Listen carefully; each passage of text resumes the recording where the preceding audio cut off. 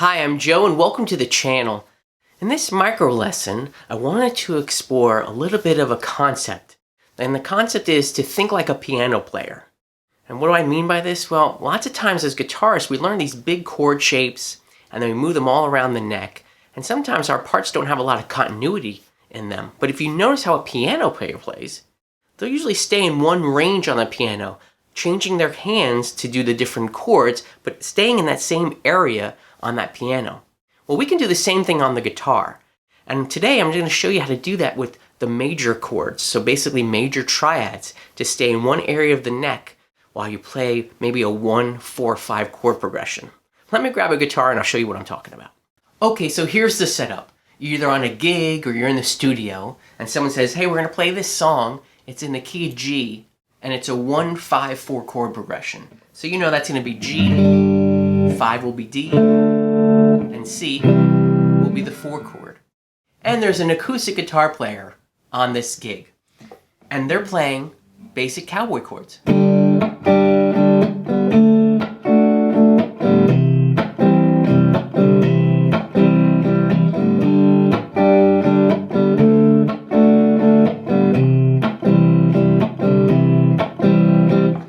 So what do? As the electric guitar player, what do you play? Well, sometimes our first inclination is going to be playing these big bar chords.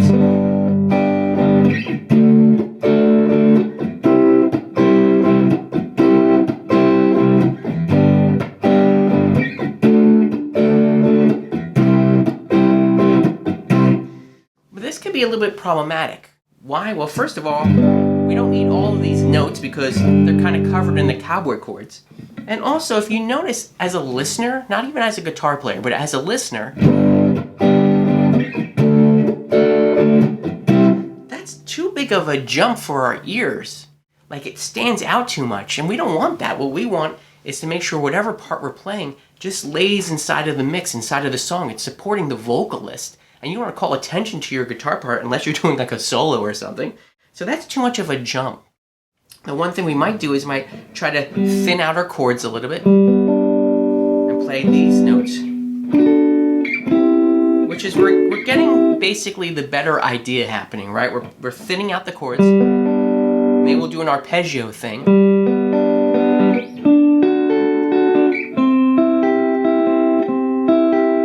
Because that's not the same as strumming, and that kind of breaks the parts up. Adds a little contrast. You might hear me talk about that all the time, like in music.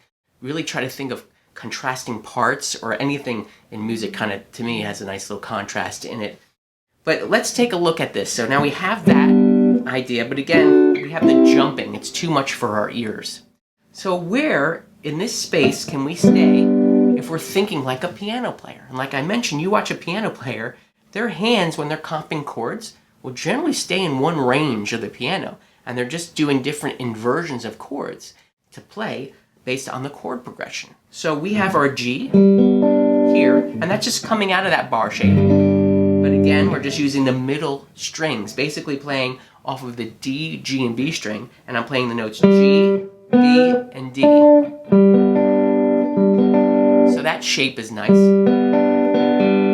Well, where is D located? Kind of close in this area. Well, actually, it happens to be right here. 1 fret down, we can move our G to the F sharp, which would be basically a first inversion of the D. And we can have the next part of our strings, the A up here on our G string, and the D on the B string. So if you think about your D shape, the cowboy chords, these two notes will stay the same, but instead of playing this high F sharp, we're going to move it down here. So now we have... See, that's different than,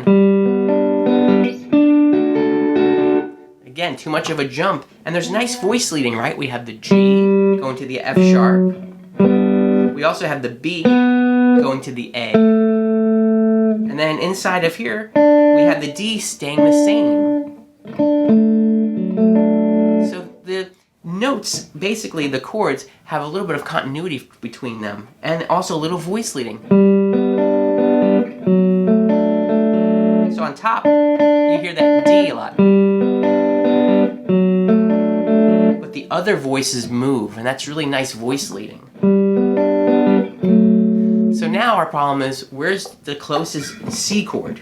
What can we do here? Well, we could try to go down. And that might be okay.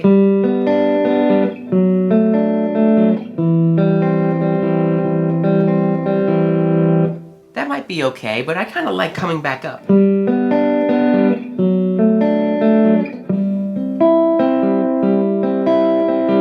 What am I doing here? I'm getting this out of the bar shape, or the power chord shape. Well, it's the bar shape for C, which will be coming out of our, if you're familiar with the cage system, that'd be coming off of your A form.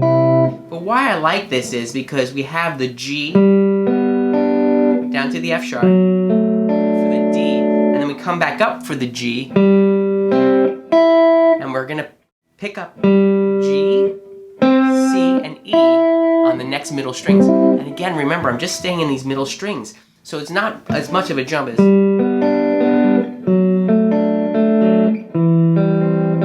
That's not too bad of a jump either, that's kind of nice. And what I'm doing there, I'm playing this C shape, the cowboy shape, but I'm playing the E, the open G, and the C. But you know what, the guitarist, the acoustic guitar player, he's already playing that chord. So you're kind of getting into his territory a little bit, and that's why I think it's nicer to come up to the C here.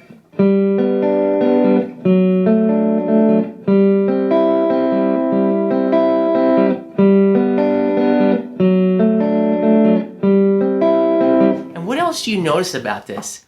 Well, you notice that since the parts are closer together, you're not hearing Mr. Mouse. Mr. Mouse is not coming to the party because we're staying here.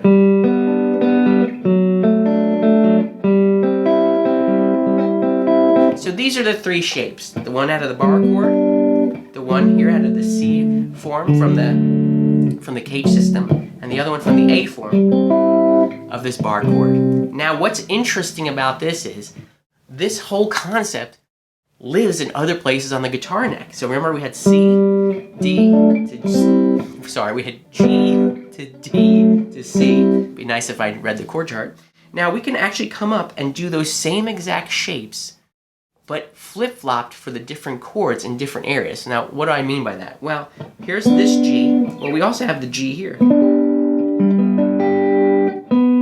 which happens to be that what we were playing for the D chord, right? But now we're up here. And if we wanted to go to the 5 chord, which was D, it's right underneath by lifting up our fingers. Again, I'm just staying on the G, the D, the D, the G, and the B string.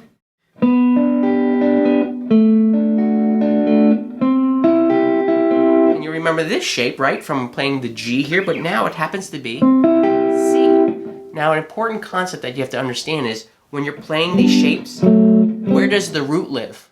Well, the root lives underneath our 3rd finger for the 1st chord. Underneath this next one, the root lives underneath our 2nd finger on the B string. And where does the root live on this shape? It lives in the middle string on the G string. So all I'm doing is I'm finding, well, okay, if I'm using this shape, I know the root's here, which happens to be G. Here's the D, and I know that because the root is on the G string. And if I need the C, here's that root.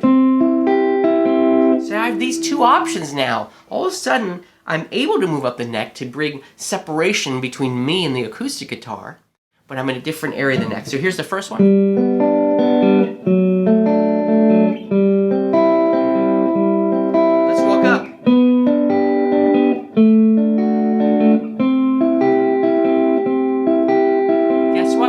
Again.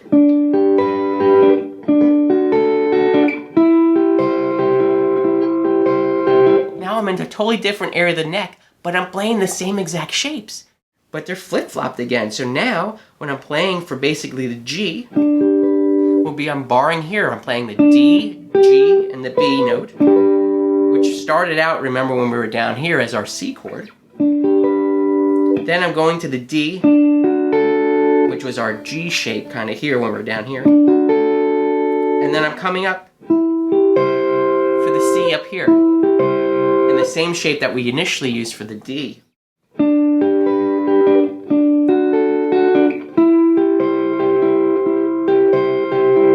So you can see, just by thinking like a piano player, you have so many options now available to you. So let's explore those one more time. We started with this initial idea.